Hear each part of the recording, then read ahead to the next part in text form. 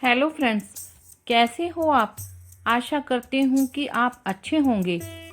कई बार ऐसा होता है कि जब हम सब लोगों के साथ बैठे होते हैं तो क्या होता है, तो कोई व्यक्ति कोई ना कोई ताना मार देता है या कुछ गलत बोल देता है या आपका मजाक उड़ाता है, तो उस वक्त आपको बहुत बुरा लगता है। ऐसे में क्या होता है कि आप अंदर से दुखी हो जाते हो और कई बार ऐसा होता है कि आप गुस्सा भी हो जाते हो और कई बार तो उस इंसान से झगड़ा करने पर भी उतारू हो जाते हो। पर जरा रुकिए, क्योंकि यह सारे तरीके गलत हैं। और अगर आप सच में अपने अपमान का बदला लेना चाहते हो और अपमान करने वाले को करारा जवाब देना चाहते हो, तो उसके लिए कुछ ऐसे धांसू तरीके हैं जिससे कि आप उस इंसान को अपनी गलती का एहसास करा सकते हो, अपने अपमान का बदला ले सकते हो और उन्हें शर्मसार कर सकते हो। और जिन लोगों की ऐसी आदत होती है वो वैसा ही करते हैं। और जो लोग बात बात पर ताना मारते हैं, गलत गलत बोलते हैं, वो लोग ऐसा क्यों करते हैं? क्या उनको हम पसंद नहीं हैं या हमारे अंदर कोई कमी है? क्या उन्हीं को ही सब कुछ आता है? क्या वो जो करते हैं वो हम नहीं कर सकते? इसके पीछे क्या कारण हो सकता है और क्यों करते हैं वो ऐसा? कई रीज़न हो सकते हैं। या तो उनके अंदर ईगो बहुत है कि मेरे पास पैसा बहुत है, मेरी बहुत अच्छी नौकरी है, इसके पास तो मेरी जैसी नौकरी नहीं है, या इतना पैसा नहीं है। या यह रीज़न हो सकता है कुछ लोग अपनी लाइफ में बहुत कुछ पाना चाहते थे पर वो चीज़ें उनको मिल नहीं पाई। इसी कारण से भी हो सकता है वो ताने मारते हैं। या फिर जेलस हो सकती है कि यह चीज़ इसको कैसे मिल गई, जैसे कि नौकरी, यह तो मुझे चाहिए थी। जैसे कि एग्जाम्पल, दो फ्रेंड्स हैं, एक लड़की की शादी तो अच्छे घर में हो जाती है और उसका हस्बैंड भी उसको अच्छा मिलता है और वो लड़की किसी गरीब घर की है। और दूसरी फ्रेंड वो अमीर घर की है और अमीर घर की होने के बावजूद उसको अपनी फ्रेंड जैसा अच्छा घर नहीं मिल पाता, तो तब वो अपनी फ्रेंड से जेलस करती है कि यह तो गरीब घर की थी, इसको कैसे मेरे से अच्छा घर मिल गया। यह तो हुई जेलस। या तो कई बार ऐसा होता है, कई लोग ऐसे होते हैं जिनको बोलने की मैनर्स ही नहीं होती और उनको समझ ही नहीं होती कि वह क्या बोल रहे हैं। जो भी उनके मुंह में आता है वो वह सामने वाले को बोल देते हैं।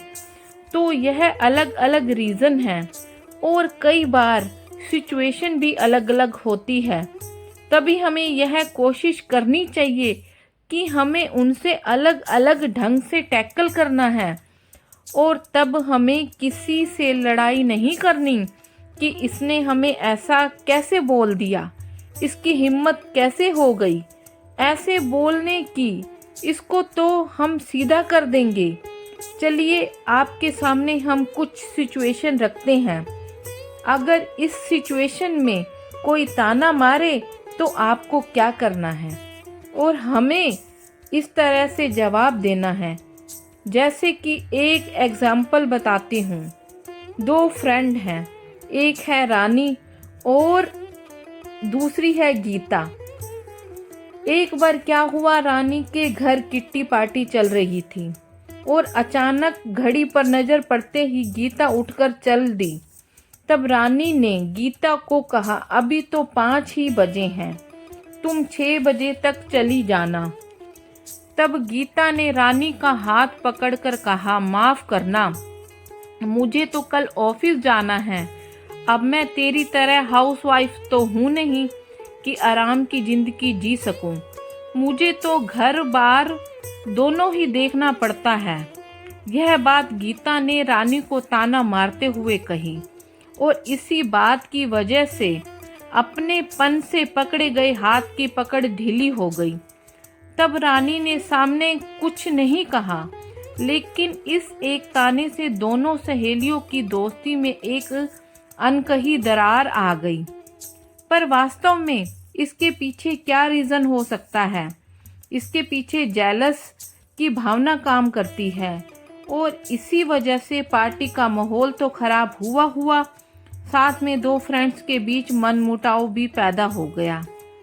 तब इस सिचुएशन में क्या करना चाहिए? अगर ऐसी ही आपकी फ्रेंड्स हैं तो आपको उससे लड़ाई झगड़ा नहीं करना। आपको नेक्स्ट टाइम उससे कोई भी बात शेयर भी नहीं करनी और हो सके तो उससे दूरी बना लीजिए, क्योंकि दूरी बनाने में ही आपकी भलाई है। क्योंकि उसका जो स्वभाव है, नेचर है ताना मारने का, वो जब भी मिलेगी तभी कोई ना कोई बात पर ताना मारेगी।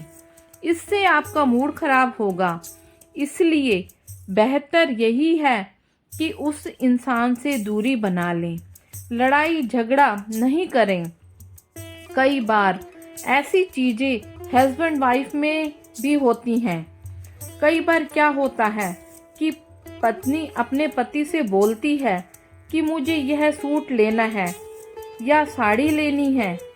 तब हस्बैंड बोलता है कि अभी थोड़ा टाइम रुक जाओ, मैं दिलवा दूंगा।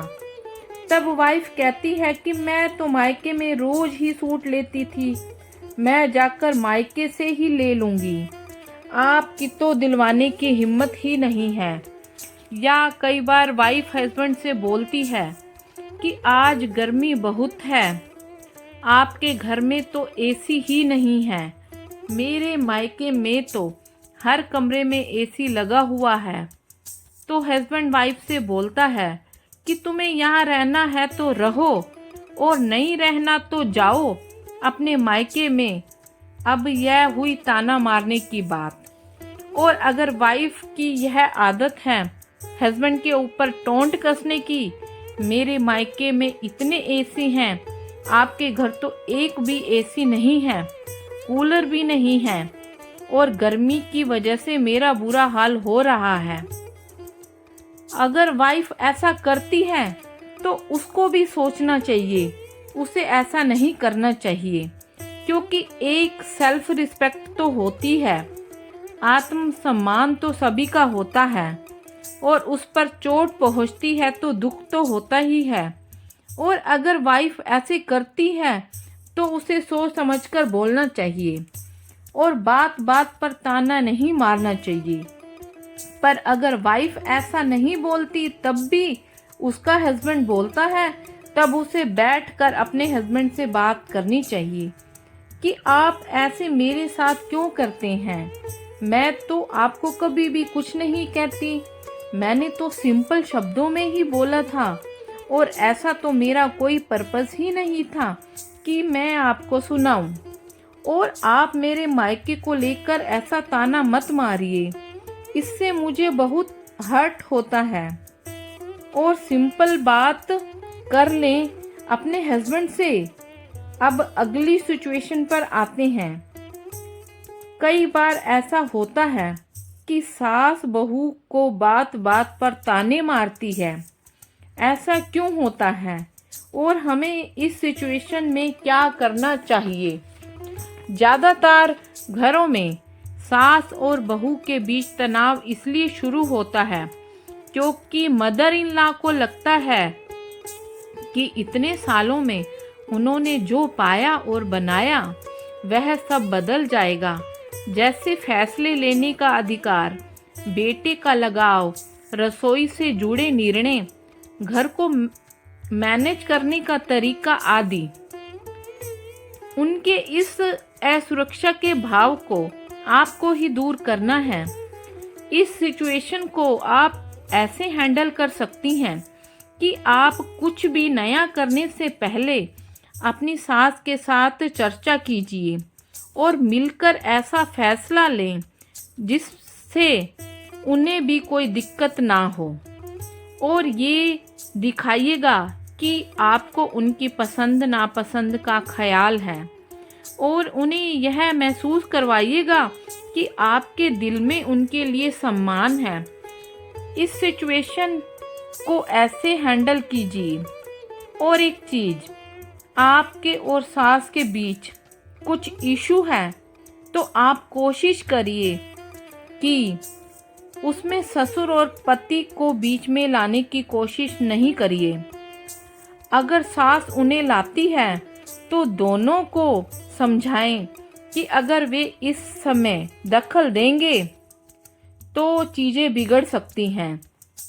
इसलिए मदर इन लॉ और आपको ही चीज़ें सुलझाने दें। ऐसा करना इसलिए भी ज़रूरी है क्योंकि किसी तीसरे के इस झगड़े में एंटर होते ही 100% बात और बढ़ जाएगी, जिसके बाद क्या होगा क्या नहीं इस पर कोई किसी का बस नहीं रहेगा। और एक बात, अपनी सास के बारे में गॉसिप करने से बचें। आपको उनसे कोई दिक्कत भी है तो उसे अपने तक रखने की कोशिश करें। अगर आपके लिए यह टेंशन का कारण बन रहा है तो अपनी माँ या फिर ऐसे शख्स से बात शेयर करें जो आपको सही रास्ता दिखा सके। और अगर कोई दूसरा आपके और सास के रिश्ते पर गॉसिप करता है तो उसे भी तुरंत टोक दें। इसलिए क्या सिचुएशन है उसी के अनुसार आपको एक्शन लेना है। इसलिए जो समझदार लोग होते हैं वो दिमाग चलाते हैं और नासमझ लोग जुबान चलाते हैं। लाइफ में कोई अच्छा या बुरा नहीं है और अगर अच्छे लोग हमें खुशियाँ देते हैं तो बुरे लोग हमारी कमियों को भी बताते हैं। इसलिए कोशिश करें इन लोगों से भी कुछ ना कुछ सीखिए, पर आप ऐसे लोगों से उलझिए मत। और अगर जवाब भी देना है तो प्यार से दीजिए ताकि बात आगे ना बढ़े। और अगर अभी तक आपने हमारे चैनल को सब्सक्राइब नहीं किया तो प्लीज़ हमारे चैनल को लाइक और सब्सक्राइब अवश्य कीजिए। और कमेंट में आप भी हमें ज़रूर बताइए कि जब कोई भी ताना मारे तो क्या करना चाहिए।